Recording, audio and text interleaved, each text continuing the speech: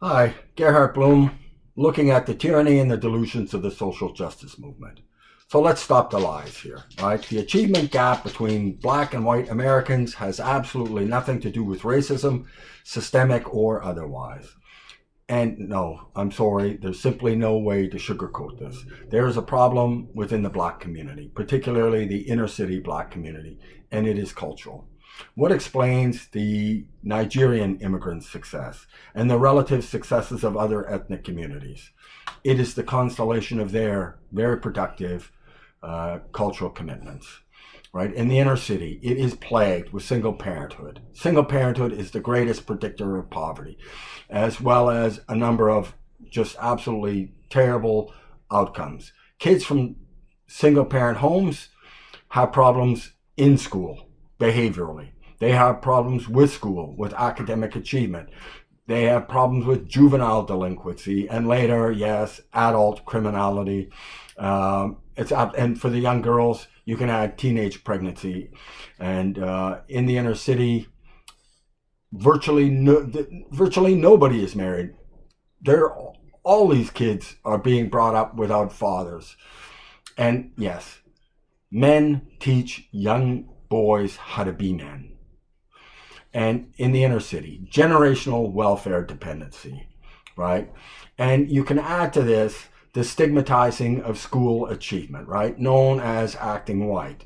It is severely limiting black potential.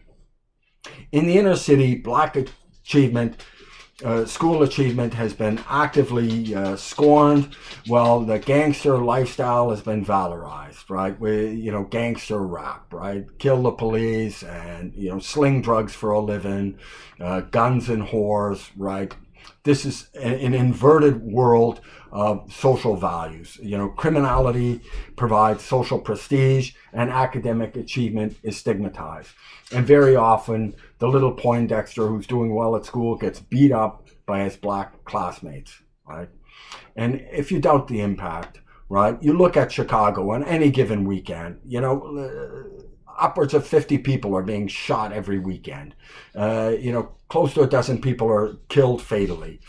And, these shootings aren't equitably distributed, right? They're in the much higher rates of homicide and shootings in the black inner city, and they need the police. But of course, defunding the police budgets have been slashed all across the United States. Right? Did you ever watch the series The Wire?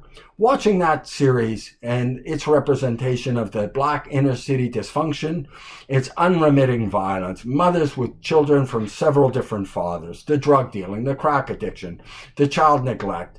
Do you recall thinking, how can they get away with this shocking racist misrepresentation? No, me neither. I never thought that for a minute, right? So why do we pretend that this isn't a reality that's going on right now? It is a reality. It's going on right now, and it is holding back black achievement, right? And, did you object to the portrayal of black students blatantly denigrating school achievement? Do you think that was a myth? No, it's not a myth, and don't pretend it is one now, right?